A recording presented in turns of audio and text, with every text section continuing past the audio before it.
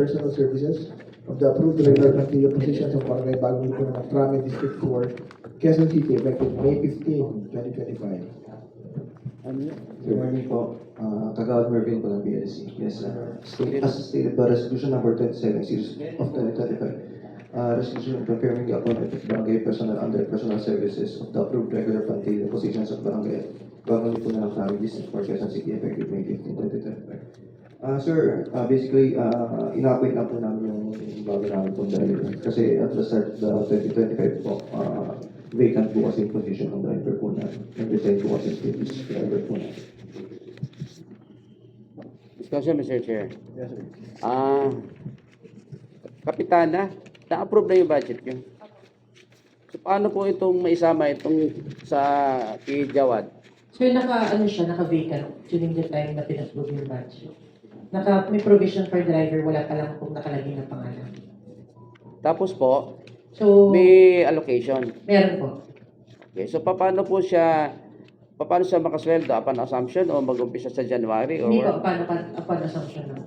Okay, so hindi ganito magiging kuan, kagawad, ang title nito. Because you're talking only one personnel eh. Nilagay mo nito, confirm na itong barangay person, under person 7, approved regular pandemic. Isa lang pinag-usapan natin eh. Confirming the appointment of Specific na. Aldin Jawad as, yan, di ba? Kaya nagbigla ako, hinahanap ko yung kabuuan ng plantilla position nyo eh. Kasi di na nilagay mo nito lahat eh. Pagkakalam ko, kasama na sa barangay annual budget nyo. Nandun na, listahan na yun, di ba? Ito habo lang. Okay, so ano pa gawin natin ha? Ayan, Sek, ikaw na naman ha? Okay. So, i-simplify mo lang resolution confirming the appointment of ayan, as driver, di ba? Ano effective dito? Effective May 15. So kalahati lang sweldo niya. Ayan, mga ganun. So, yung title, doon din papasok yung dispositive portion. Yung dispositive portion, baguhin mo na naman niya, i-overhaul mo ito ha. Kasi naiya naman ko yung kagawad eh. At sa aking kapitana, baka mamaya, makasweldo na itong, ano. Okay ha? Okay. Ano ba rin? Inom pa na akong tubig. Sandali lang. Ito sa kapitana. Kaibigan kita, ano ka ba? With that, Mr. Chair, I move that we conditionally approve resolution number 027 subject to the submission of the corrected version. It has been moved and seconded that resolution number 027 of Barangay Bagong Lipunan ng Krame be conditionally approved, subject to the submission of the corrected version as required by this committee. Thank you po.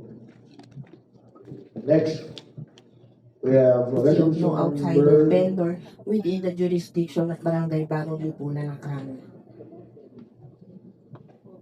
Yun lang. Discussion, Mr. Chair.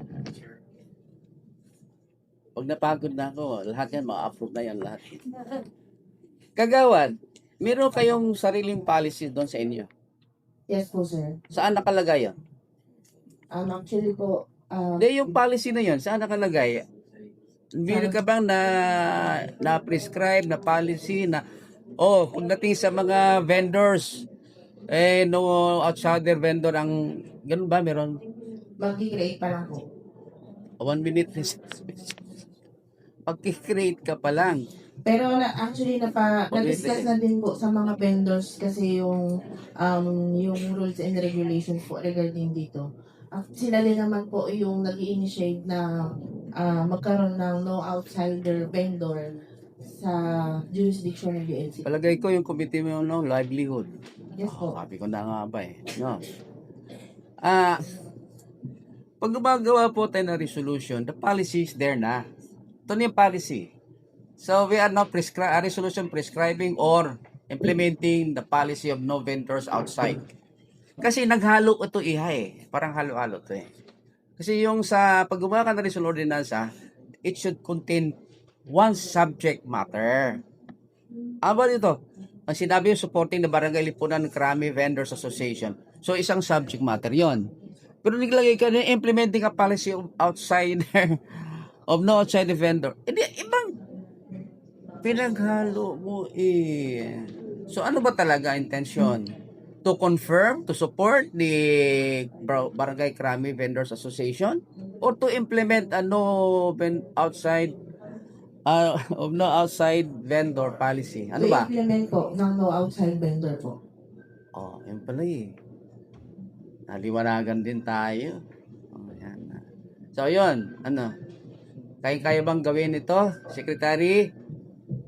Kasi sa iyo ba pagsaklan naman to? So, ano ngayon ang iikon mo? Ano ipaglalaban natin dito ngayon? Kagawad. Resolution of implementation ng no outsider vendor. Ayun, natali tayo. So, resolution prescribing outsider policy in barangay Bagong Lipunan ng Krami. Oh, di ba? And, Oo. okay po. Magagalit na ngayon yung ibang mga vendors doon. Oh, di ba? Ganun lang naman effect din eh. Di ba? Di ba, Kapitan? Rick? Kapitan Rick, di ba? Oh. Kaya ano talaga, kasi I want nakaregister di ba? Opo. Oh, baka matuloy election, baka mawala ka pa eh. Walang biro kasi ito, ang livelihood kasi, nandiyon kabuhayan ng mga constitution. No? Ngayon, yung mga outsider ng barangay nyo, di mo alam na may mga kamag-anak rin yan nakatira doon. Binigyan na kita. Lalo. Pagpatuloy mo ba ito? Opo. Ayan, pinandidigan na niya. Liit lang yung Bagong Lipunan ng Krami pag So, baguhin natin. Yes, sir. So, ikaw na magbago, hindi ako. Paano ba baguhin ngayon? Ano nang magiging title nito? Kasi ikaw nga ang proponent. Hindi kita pinahirapan, Gusto ko matuto ka eh. Prescribing po ng implementation ng no outside vendor within the jurisdiction ng Barangay Bagong Lipunan ng Krami. Okay. So, yun ang magiging title mo doon. Yes po. Pagdating sa dispositive portion, ano sec? Same po. The same. Doon sa resolve further. Basahin mo yung resolve further mo. That this resolution Shall be enforced in coordination with the Barangay Public Safety Officers in the Committee on Livelihood and Governance. sila yung mag-enforce. Yung Committee on Livelihood. Ganun ang gusto mangyari. Opo. Matik kasi yan ha. Pagka meron yung resolution, matik yan na i-enforce, implement ni Kapitana yan. Sino ba implementing arm ng Kapitana? Di ba yung BPSO, di ba? Yun. Nga? Tapos, yung Committee on Livelihood and Cooperative, siya yung yung sinasabi ko kasi yung policy. Saan na ba yung policy? Sabi mo, gagawin pa lang. Di ba? Nauna na yung resolution, wala yung pang policy. Dapat ang policy nandyan na. Tsaka gagawa na resolution kasi i-insert mo yan doon incorporate mo yung policy na sinasabi mo. Baka naman ang policy na sinasabi mo, isa lang.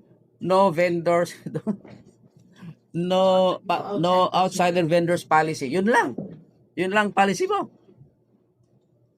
Dapat, pag gagawa ng policy, siyempre, parang rules and regulation niya na ito yon. Di ba ba? Meron din naman pong rules and regulations po at saka requirements. Saan na po? Saan nakalagay? Naka-include po dito sa 4th paragraph po. Sa 4th paragraph. You must be a bona fide and registered voter of BLC. Tapos, if the applicant is a business owner, both the owner and assigned vendors must be registered voters and residents of the barangay. So, dumami tuloy yung resolution mo. The policy, it should be separate from the resolution. No?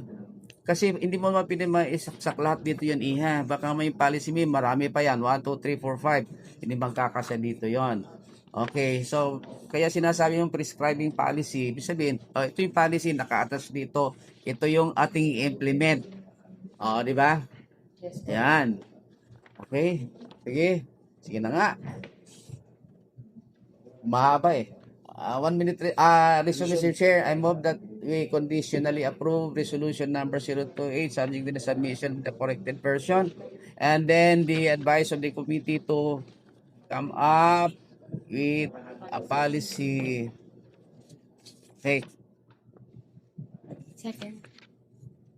It has been moved and seconded that barangay resolution number 028 of barangay Bagong Lipunan ng Grame be conditioned